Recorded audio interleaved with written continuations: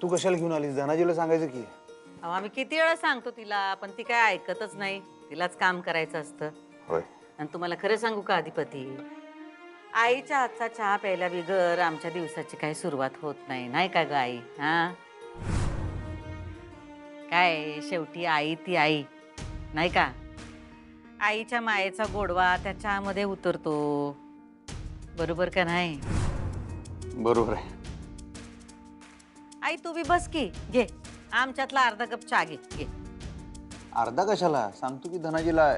अहो तसं नाही, आता आई एवढ्या मायेनं आमच्यासाठी करते, मग आम्ही तिच्या मायेची परतफेड नग का करायला, बरोबर का नाही?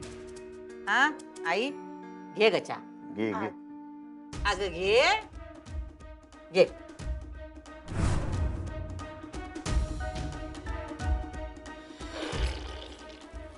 अरे वा, मला चहा. तू घेतलास ना व सकाळी. पण ते सकाळी घेतला होता. आता तुम्ही समधी जण चहा प्यायलाय म्हणून मग मला नग, मला नग चहा. जास्त चहा चांगला नाही दुर्गी. जास्त चहा घेतला का नाही की ऍसिडिटी होते. आणि मध्येच तू अशी खवळल्यावानी वागतेस का नाही, ते त्याच्याचमुळं. हा तरी तुला चहा हवा असेल तर सांगतो आम्ही. सांगू? नाही नग नग राहू दे.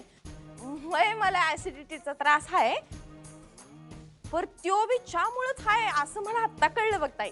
मग आजपासनं चहा कपात कर. हा इथनं पुढे का नाही म्या बशीच वापरणार नाही. चहा बी कपातच करीन. हा डोसकं फिरलंय का तुझं दुर्गे? हा चहा कपात कर म्हणजे चहा कमी कर. असं आहे वय. फोन बिन आलता काय कोणाचं काय माझ्यासाठी? हा ते